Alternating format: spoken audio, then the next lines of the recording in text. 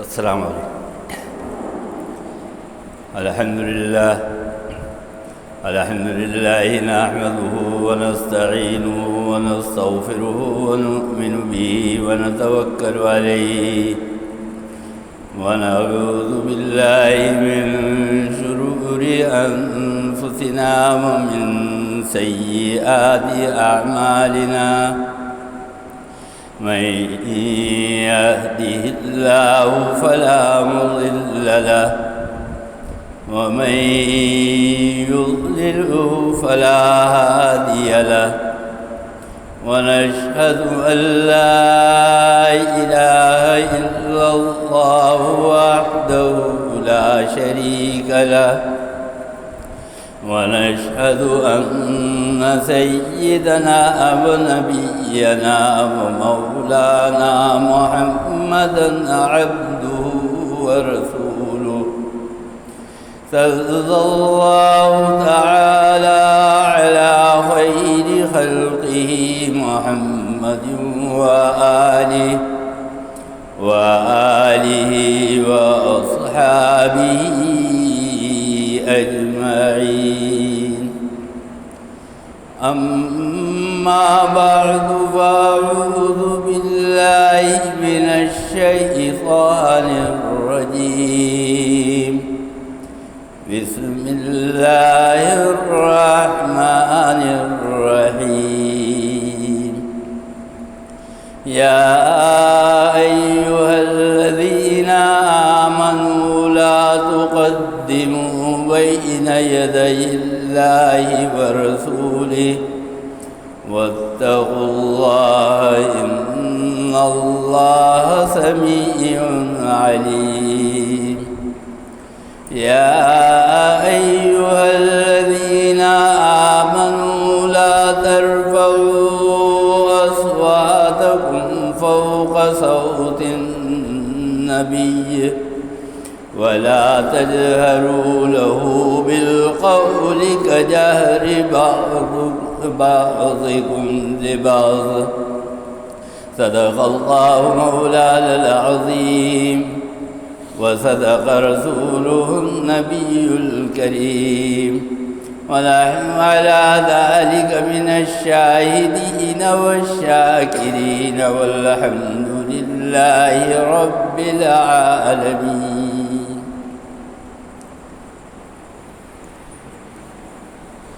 برادر محترم اور برادر عزیز،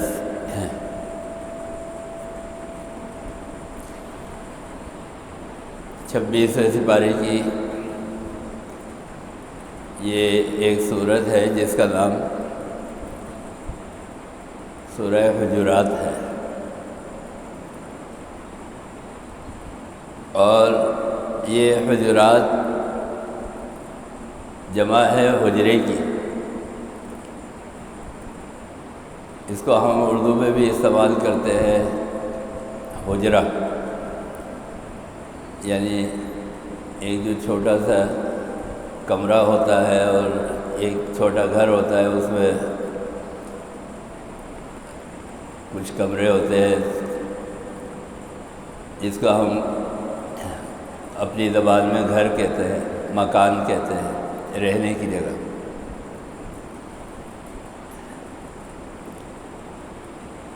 اس سورت کا آغاز ایک ایسی آیت سے ہو رہا ہے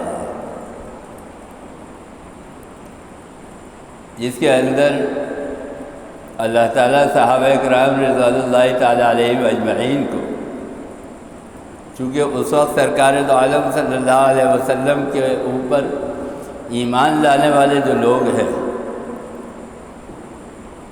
وہ صحابہ کرام رضوان اللہ تعالیٰ علیہم اجمعین ہیں، جو حضور اکرم صلی اللہ علیہ وسلم کی پیروی کر رہے ہیں، آپ صلی اللہ علیہ وسلم کے پیچھے چل رہے ہیں اور آپ صلی اللہ علیہ وسلم کی اطاعت کر رہے ہیں. اب ذرا آپ یہ دیکھیے کہ جو بات قرآن کریم کہہ رہا ہے اس کی اہمیت کیا ہوگی، جس کے لیے صحابہ کرام رضوان اللہ تعالیٰ علیہ اجمعین کو مخاطب کیا جا رہا ہے. اس آیت کا مضمون یہ ہے کہ اس میں آداب سکھائے جا رہے ہیں، اور جو طلبہ احادیث کی کتاب پڑھ چکے ہیں وہ یہ جانتے ہیں کہ احادیث میں صحیح بخاری سے لے کے اور صحیح ستہ تک جتنی بھی 6 حدیث کی مستند کتابیں ہیں، کتابیں تو احادیث کی بہت ساری ہیں، ہزاروں لاکھوں میں ہیں، لیکن صحیح ستہ وہ ہے کہ جس پر سب کا اجماع ہے اور سب کا اتفاق ہے اور مستند اور صحیح احادیث مانی جاتی ہے۔ تو اس کے اندر بھی باقاعدہ آداب کے سلسلے میں ایک باب متعین کیا گیا ہے، پورا ایک باب ہے جس کے اندر آداب سکھائے گئے ہیں، ان احادیث کو جمع کیا گیا ہے۔ یہ 2 باتیں ہو گئی۔ ایک بات میں نے یہ بتائی کہ اس بات کی اہمیت یہ ہے کہ صحابہ کرام رضوان اللہ تعالیٰ علیہ اجمعین کو آداب سکھائے جا رہے ہیں، ان کو مخاطب کیا جا رہا ہے، کیونکہ اس وقت حضور اکرم صلی اللہ علیہ وسلم پر ایمان لانے والے مومنین صحابہ کرام رضوان اللہ تعالیٰ علیہ اجمعین۔ اور دوسری چیز یہ کہ آداب کی اہمیت کتنی ہوگی کہ اس آیت کو، اس مضمون کو قرآن کریم کا عنوان بنایا گیا ہے، اس عنوان کو قرآن کریم کا مضمون بنایا گیا ہے، اس کے اندر شامل کیا گیا ہے۔ اور یہی وجہ ہے کہ حضور اکرم صلی اللہ علیہ وسلم کے بعد صحابہ نے بھی، خلفائے راشدین اور اس کے بعد اولیاء اللہ کے یہاں بھی آداب کی خاص رعایت رکھنے کی تاکید کی جاتی ہے۔ اور یہ بات میں آپ کو بتا دوں، علماء نے یہ بات کہی ہے، اللہ تعالیٰ علماء ربانیین کی قبروں کو نور سے منور فرمایا کہ جس شخص کے اندر ادب نہیں ہے وہ کبھی علم حاصل نہیں کر سکتا، اور اگر علم حاصل کر لے گا تو اس کے علم سے کسی کو نفع نہیں ہوگا، فائدہ نہیں ہوگا۔ اور علم ہی انسان کو ایک دوسرے کے اندر ممتاز بناتا ہے۔ ایک حدیث ہے سرکار دو عالم صلی اللہ علیہ وسلم کی آداب سے متعلق، ہم اور آپ کسی محفل میں بیٹھے ہوتے ہیں، اچانک کوئی بھی آدمی آ جائے، بڑا آ جائے، کوئی بھی آ جائے، ہم ایک دم کھڑے ہو جاتے ہیں۔ حضور اکرم صلی اللہ علیہ وسلم جب تشریف لاتے تھے، صحابہ کھڑے ہوتے تھے، آپ صلی اللہ علیہ وسلم منع فرماتے تھے، فرمایا کہ کھڑے مت ہو، بیٹھ جاؤ۔ اب یاد ہمارے یہاں اس چیز کا خیال نہیں رکھا جاتا ہے، حالانکہ ظاہر ہے کہ جو نبی کے جانشین ہے، العلماء ورثۃ الانبیاء، ان کی یہ ذمہ داری ہے کہ وہ اس روایت کو باقی رکھے، قائم رکھے، حضور اکرم صلی اللہ علیہ وسلم کی اس سنت کو زندہ کرے۔ لیکن آپ نے ایک استثنا دیا کہ تم کھڑے نہ ہوا کرو کسی کے آنے کے اوپر مگر عالم آ جائے۔ اہل علم کے لیے فرمایا کہ اگر وہ آ جائے تو اس کے علم کی تعظیم کے اندر کھڑے ہو سکتے۔ میں یہ بتا رہا ہوں، یہ ہے علم و ادب کی اہمیت۔ بلکہ عربی کا یہ قول ہے، فرمایا کہ لیس الیتیم الذی قد مات والدہ، اگر کسی کا باپ مر گیا، کسی کی ماں مر گئی، وہ یتیم ہو گیا، تو اس کے لیے اتنی پریشانی کی بات نہیں ہے، وہ ابھی یتیم نہیں ہوا، حقیقی بات۔ لیس الیتیم الذی قد مات والدہ بل الیتیم یتیم العلم والادب۔ ہاں، جس کے پاس علم نہیں ہے اور ادب نہیں ہے وہ یتیم ہے، اس لیے کہ وہ دنیا کے اندر پھر کچھ نہیں کر سکتا جس کے پاس علم اور ادب نہیں ہے۔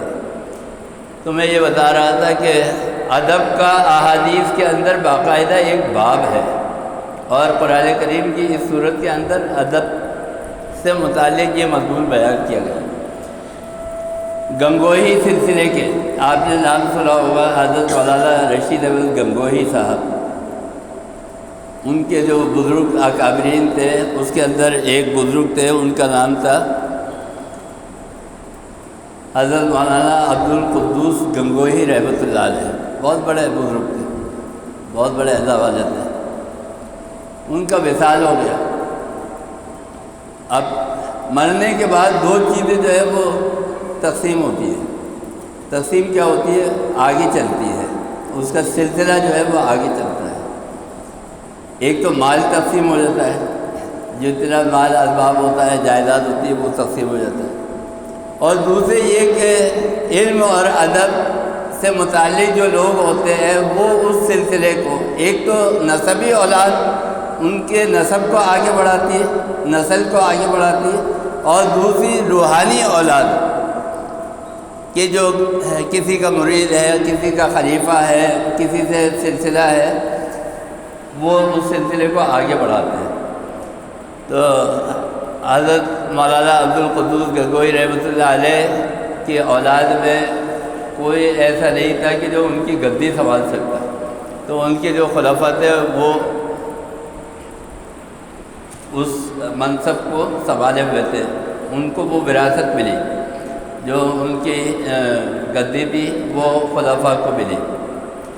اچھا، ان کی اولاد کے اندر ان کی صاحبزادی کے ایک بیٹے تھے نواسے، جب وہ جوان ہوئے، ایسے ہی زندگی گزر رہی تھی دنیا داری کی، تو وہ جب جوان ہوئے تو انہوں نے اچھا، اب ہوتا یہ ہے کہ جو گھر کے بڑے ہوتے ہیں، بزرگ ہوتے ہیں، وہ اپنی اولاد کو اپنے بڑوں کے قصے واقعات بتاتے رہتے ہیں کہ بھئی تمہارے باپ یہ تھے، تمہارے دادا جو تھے وہ یہ تھے، انہوں نے یہ کام کیے۔ تو ان کی والدہ جو تھی وہ اپنے بچوں کو بتاتی رہتی تھی مولانا عبدالقدوس گنگوہی رحمۃ اللہ علیہ کے بارے میں کہ ساری دنیا میں ان کا سکہ تھا اور انہوں نے اسلام پھیلایا۔ تو ایک دن وہ نواسے جو تھے انہوں نے یہ کہا کہ ماں، میں جو ہے نانا کی گدی لینا چاہتا ہوں، جو انہوں نے سلسلہ چھوڑا ہے میں اس سلسلے کو لینا چاہتا ہوں۔ تو ان کے کوئی خلیفہ وغیرہ یہ معلومات آپ مجھے دیجیے۔ تو انہوں نے بتایا کہ ایک فلانا ملک ہے، وہاں پہ ان کے بڑے خلیفہ ہیں اور تم وہاں چلے جاؤ ان کی صحبت کے اندر، وہاں وقت گزارو، اپنی اصلاح کرو، ان کے ساتھ بیٹھو۔ تو انہوں نے خط لکھا خلیفہ کو کہ میں حضرت عبدالقدوس گنگوہی رحمۃ اللہ علیہ کا نواسا ہوں اور آپ کی خدمت میں حاضری دینا چاہتا ہوں۔ تو انہوں نے جواب لکھا کہ آ جائیے آپ فلانی تاریخ کو، اب یہ یہاں سے چلے۔ اچھا، انہوں نے وہاں پہ اعلان کر دیا کہ جتنے بھی مریدین ہیں وہ سب کے سب ان کے استقبال کے لیے جائیں گے، کیونکہ میرے شیخ کے نواسے جو ہے وہ آ رہے ہیں۔ اب آپ اندازہ لگائیں، میرے شیخ کے نواسے آ رہے ہیں، تو لہذا ان کے استقبال کرنے کے لیے ہم سارے مریدین جائیں گے، خلفاء جائیں گے، اور میں خود جو ہے وہ جا کے استقبال کروں گا۔ اب یہ جو تھے وہاں پہ پہنچے اور بارڈر کے اوپر وہاں پہ استقبال کیا، اور بڑے پروٹوکول کے ساتھ اور استقبال کرتے ہوئے عزت اور احترام کے ساتھ ان کو لے کر آئے۔ 3 دن انہوں نے خدمت کی، مہمانداری کی۔ اس کے بعد پوچھا کہ صاحبزادہ کیسے آئے؟ تو انہوں نے کہا کہ نانا کی گدی لینے آئے۔ اچھا، حضرت صاحب نے ان کو بٹھایا ہوا تھا اپنے برابر میں 3 دن تک، اور خوب مہمانداری۔ جیسے ہی انہوں نے یہ کہا کہ میں نانا کی گدی لینے کے لیے آیا ہوا ہوں، انہوں نے بولا نیچے اتر جائیے۔ ان کو پھر نیچے بٹھایا۔ اچھا، اب ان کی تربیت شروع ہو گئی، اب ان کی اصلاح جو تھی وہ شروع ہو گئی۔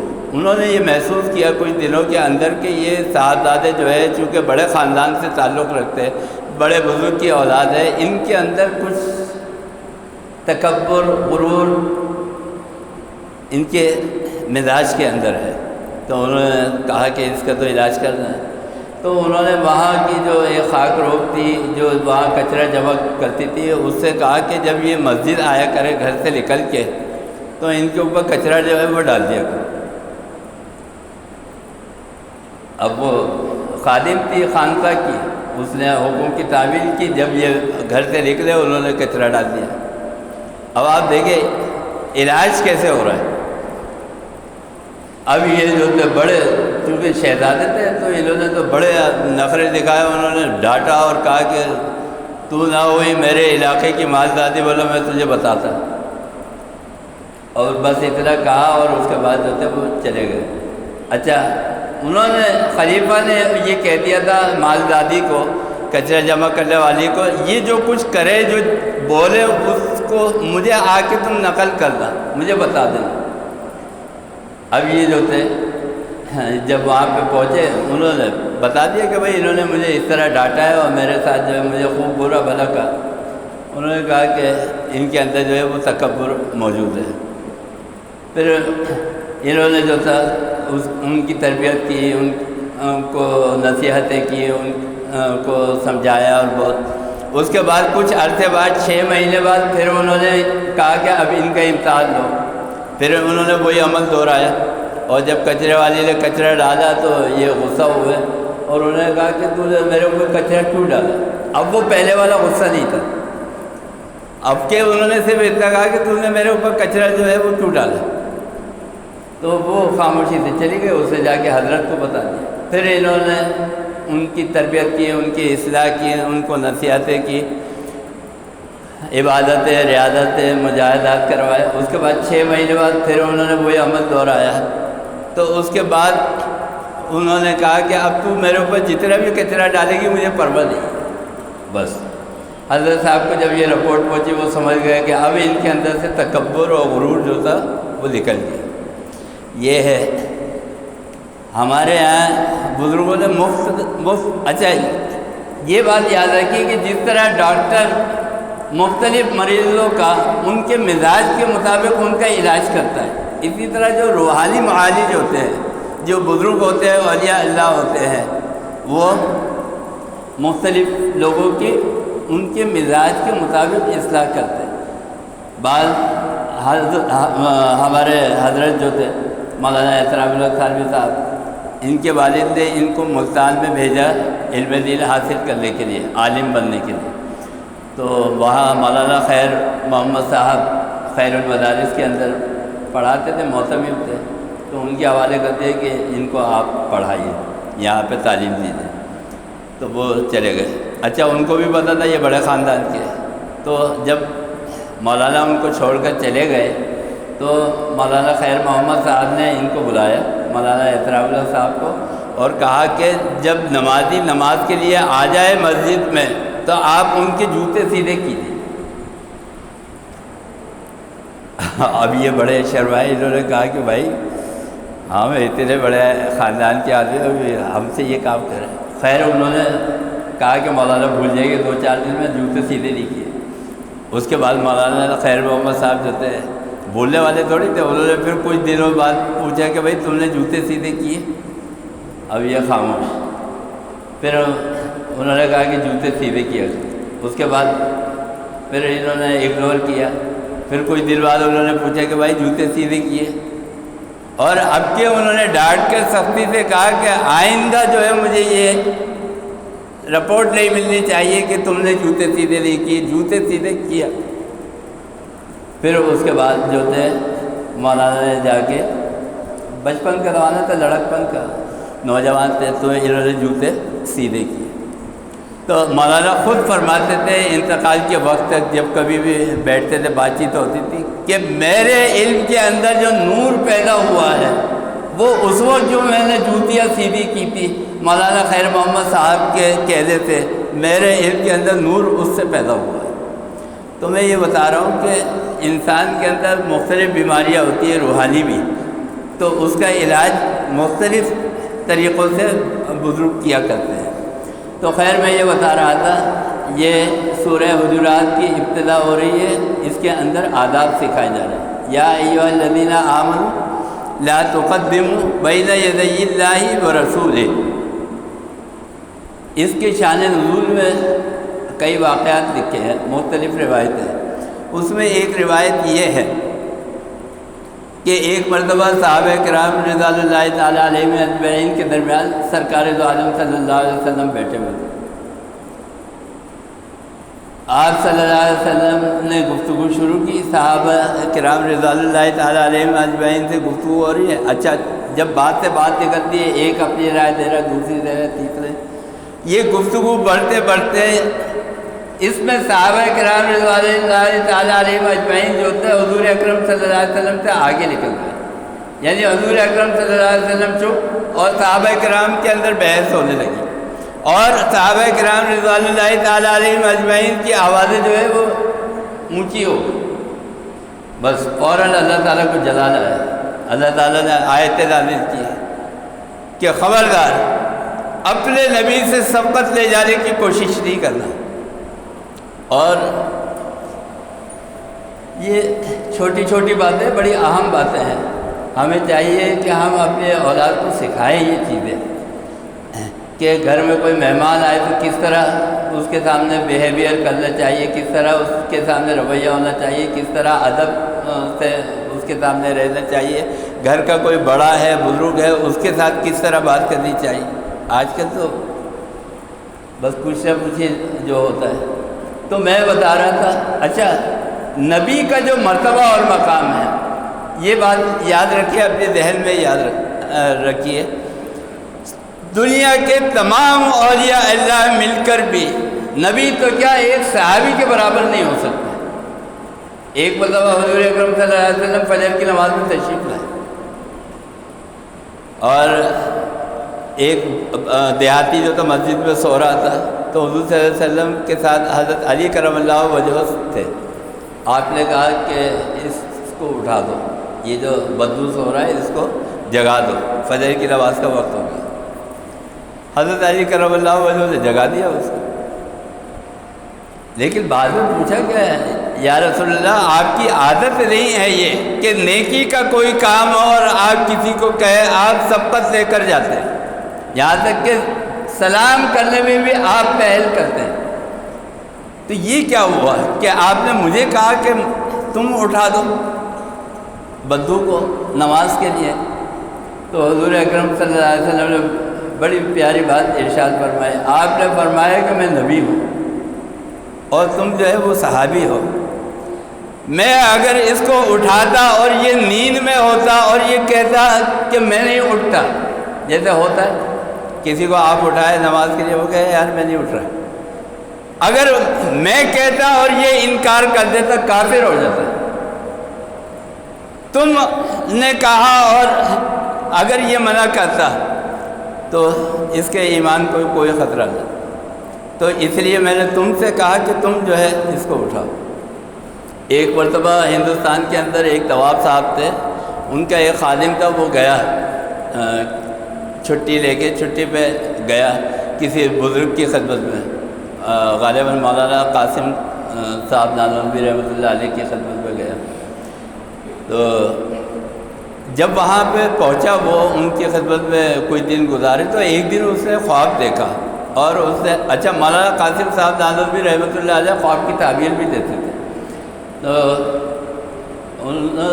اس نے یہ خواب دیکھا، ان کے خادم نے، نوکر نے، نواب صاحب کے،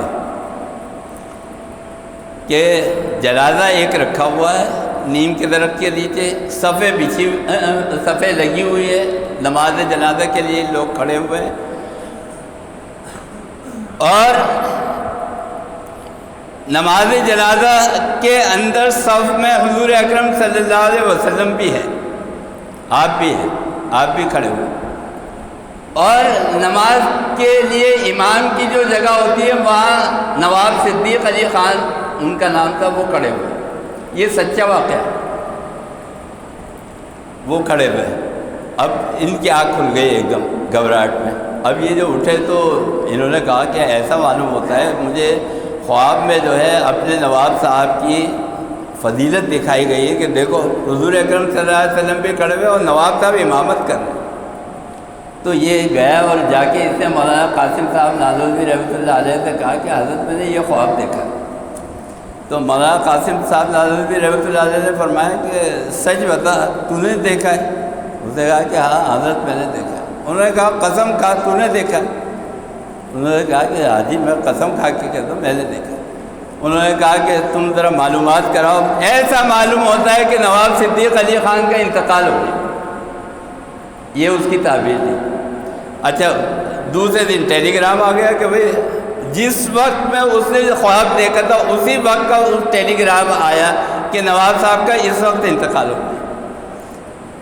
تو اس نے مولانا قاسم صاحب نانوتوی رحمۃ اللہ علیہ سے پوچھا کہ آپ نے یہ تعبیر کس طرح دی؟ میں تو سمجھ رہا تھا نواب صاحب کی فضیلت اس میں دکھائی گئی ہے۔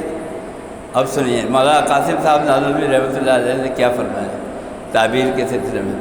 فرمایا کہ تو نے جب یہ خواب بیان کیا تو اس سے میں نے اندازہ لگا لیا کہ نبی کے موجودگی کے اندر کسی کا حق نہیں ہے اور کسی کی مجال نہیں ہے کہ وہ نماز کی امامت کرے۔ نبی کے آگے مردہ تو ہو سکتا ہے، زندہ نہیں ہو سکتا۔ تو لہذا اس لیے میں نے تعبیر دی کہ حضور کے آگے چونکہ نواب صاحب کو دکھایا گیا ہے اور جنازہ رکھا ہوا ہے، اس کا مطلب ہے یہ نواب صاحب کا جنازہ ہے۔ تو میں یہ بتا رہا تھا یہ نبی کی فضیلت ہے۔ تو یہ آیتیں اتری صحابہ کرام رضوان اللہ تعالیٰ علیہ اجمعین کے لیے، یا ایھا الذین آمنوا لا تقدموا بین یدی اللہ ورسولہ، تم اپنے نبی سے آگے جو ہے وہ سبقت لے کر نہیں جاؤ۔ اور پھر اس کے بعد والی آیت کے اندر فرمایا کہ یا ایھا الذین آمنوا لا ترفعوا اصواتکم فوق صوت النبی، اپنی آوازوں کو پست رکھو، نبی کے آگے تمہاری آوازیں جو ہے وہ بلند نہیں ہونی چاہیے۔